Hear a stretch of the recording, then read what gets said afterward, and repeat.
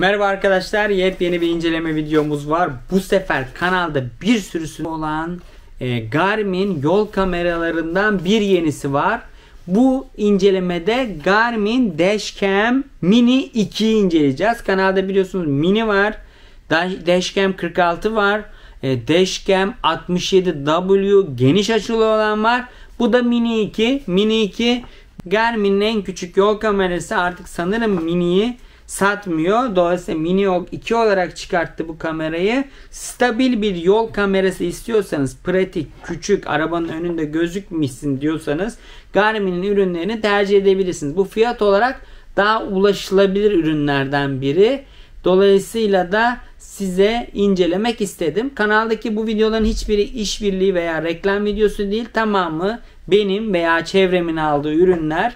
Bunları inceliyorum. Dolayısıyla yaptığım yorumların daha düzgün ve tarafsız olduğunu düşünüyorum. Bu kameraların özellikle 46 ve minisini ben uzun yıllardır kullanıyorum. Eğer hafıza kartı yorulmadıysa, yorulduğu üzerine yaza yaza artık hata vermeye başlıyor. Hatasız olarak kayıt yaptığını size söyleyebilirim. Aynı zamanda kanalda bir de OBD2 soketinden güç almasını yarayan bir Garmin ürünü daha var. Onu da incelerseniz bunların birini veya ikisini OBD2'ye bağlayıp araba park halindeyken, hatta araba park halindeyken çarpılırsa, titreşim olursa kayıt etme seçeneği de o OBD2 soketinden aldığı 12 volt ile var bu kameraların çoğunda. Dolayısıyla o videoyu da lütfen kaçırmayın. Kanalda bir sürü buna benzer video var. Beğenip de kanalı takip ederseniz sevinirim. Hemen lafı uzatmadan kutuyu açacağım ve içeriğine gireceğim. Videonun sonuna da bu kamerayla çekilmiş biraz görüntü ekleyeceğimi söyleyeyim. Tek videolar da gelebilir işte Garmin Mini 2 ile. Çünkü yabancılar o videoları seviyor ve öğrenmek istiyor. Türkiye'de çok satılan bir ürün değil ama dediğim gibi fiyat vermiyorum. Araştırın. Fiyat üst seviye Çin mallarına yakın. Onlardan ben çok kullandım. Uzun yıllardır kullanıyorum ben bu kameraları. O kameralardaki problem bir süre sonra ya açılırken boot etmeye ve bozulmaya başlıyor. İçindeki kondansatörler çok kaliteli değil. Çünkü araç aküleri çakmaklığa ilk açılışta yüksek voltajlar verebiliyor. Bu ısınma, yüksek voltaj, ön camda durup yaz aylarında sürekli çalışma durumu Çin mallarında en azından bundan 3-4 sene 5 sene önceki Çin mallarında verimliliği sağlamıyordu. Sürekli bozuluyordu. Ben bunlardan belki 5-10 arası almış olabilirim. Dolayısıyla en son tercihi bunlarda buldum. Bu kameralar da eğer işe yaradığı anda çekmediyse onu orada taşımanın hiçbir maliyeti yok. Garmin bu konuda başarılı olduğunu söylenebilirim. Çünkü dediğim gibi önceki modelleri ben kullanıyordum. Hızlıca kutuyu açalım. İçinde ne var ne yok kısa bir konuşalım. Bu videonun sonunda da bu kamerada çekilmiş görüntüleri, yol görüntülerini ekleyeyim. Orada bakmanız gereken şey plakalar, işte vesaire, ışık vesaire, bir tünele girdi çıktı nasıl gösteriyor. Onlar önemli. Bu tarz kameralarda bunu net olarak söyleyebilirim. Hemen kutu açılımına geçiyoruz. Şimdi şöyle bir kutu, küçücük bir kutu. Benim aldığım yerde burada yapışkan yoktu. Üst modellerde var. Daha önce açılmadığını gösteriyor. Daha önce açılmış da olabilir. Bilmiyorum yani. Sizde varsa yorumlara yazarsınız eğer aldıysanız bu ürünü. Şöyle, bu da beğenmediğim bir kutu açılışı. Yani bu ürün o ülkeye göre ucuz olduğu için midir nedir? Başka yerlerde de böyle çıkınca dedim üstünde jelatin mi yok vesaire. Şaşırdım açıkçası biraz. Böyle geliyor direkt olarak. Mesela bir atıyorum bu televizyonların üstünde olan böyle beyaz bir poşet gibi bir şeyle gelebilir veya üst modellerde var. Bu ön lensin üstünde böyle kaldırılabilir bir şey olabilir. Şöyle elimle kapatmayayım. Hani çizilmediğini göstermek için. Böyle direkt böyle açılıyor. Şimdi bunu açalım. Şöylece kameraya yakınlaştırayım. Böyle ortam. Kameramız bu. Gördüğünüz gibi küçücük bir hali var. Yeni nesil, eskisine göre arkası biraz daha geniş. Burada bir tane tuşu var. Bu olay kaydı yapmak için. Buraya ses tuşu gelmiş bu arada. Ses almak istemiyorsanız buna basabiliyorsunuz direkt olarak. Hafıza kartı buradan geliyor ve içinden çıkmıyor. Bu yapışkanlı versiyon, mıknatıslı versiyon değil. Gördüğünüz gibi burada bir dirseği var ama bununla ilgili bir sürü opsiyonlar var. Bu çıkıyor, atıyorum ve buraya başka şey girip başka yere de başka türlü cama, hani vantuzlanan bir sistemle cama yapıştırılabiliyor. Bu yapışkanla normalde direkt olarak yapıştırıyoruz. Ben şöyle yapmıştım Garmin Mini'de. Buraya bir tane yuvarlak mıknatıs yapıştırdım silikonla. Yine öbür mıknatıslı sistem, hani Dashcam 46, 47 vesaire, onlardaki mıknatıslı sistemle kolayca çıkarıp takabiliyordum. Çünkü burası söküp tak kırılır diye düşündüm. Bazı yerlerde bu kameralar nispeten pahalı olduğu için sökmeniz gerekiyor eğer güvenemiyorsanız bıraktığınız yere.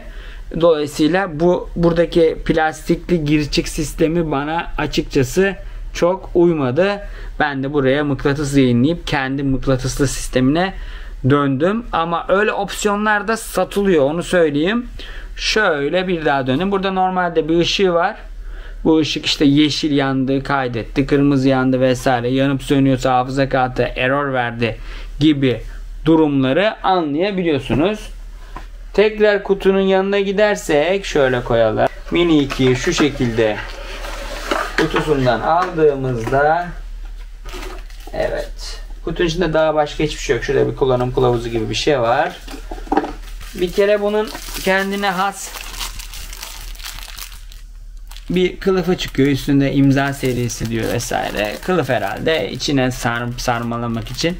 Çok belli olmuyor ama askeri kamuflaj gibi bir yapısı var. Bu serinin içinden bu imza serisi diye ifade edildiği için o çıkıyor. Buna bayılıyorum. Garmin'in, bu arada elimde bir bant var. Bir yeri kesmişim. Normal bantla kapatmak zorunda kaldım. Onun dikkatinizi dağıtıyorsa onun için üzgünüm. Garmin'in 2 çıkışlı son derece performanslı çakmaklığı da burada. 5 volt 2.4 amper diye geçiyor. Bu arada bunlarla kullanmazsanız, orası da 1.2 amperden az USB'niz elektrik veriyorsa kamera doğru düzgün çalışmıyor. Bilginiz olsun. Yani çakmaklıktan bu ürünle çalıştırmak zorunda kalabiliyorsunuz bazı arabalarda. Bu da ekstra bilgi olsun. Onu da bir kenara koyarsak, daha önceki 47 incelemesini ben kullanacaktım. Kabloları yoktu. Bunda var. Bir kısa bir uzun çok kaliteli silikon kablo. Kısa genelde küçük araçlarda bile zar zor yetiyor. Fakat uzun olan gayet uzun. Bu uzun büyük araçlarda da farklı yerdeyse USB soketiniz vesaire rahatça yetecektir. 2 kablo. Bunların kameraya giren kısmı şöyle L. Şöyle göstereyim. Kameraya giren kısmı L ve çok dipleri vesaire çok sağlam. Yani kolay kolay çekiştirmeyle vesaire bir şey olmayacaktır. Bizde çok yanlışlıkla da çekiştiriyor insan. Eli çarpıyor vesaire. Bugüne kadar maşallah olduğu söylenebilir. Burada opsiyonlar, yeni çıkan opsiyonları anlatan bir şey yapmış. Az önce bahsettiğim OBD2 soketli ikili power bu. Şöyle bir opsiyonu var. Bu cama yapışıyor. Ve cama yapıştıktan sonra Universal Mount diye geçiyor. Bir de bir lens filtresi var. Bilmiyorum, ışıklı çok parlak yerlerde, deniz kenarı gibi yerlerde mi gerekiyor? Onları da inceleyebilirsiniz. Bu QR kodlarından okutarak onlara ulaşabilirsin diyor. Yani özetle bize bir şeyler satmaya çalışıyor.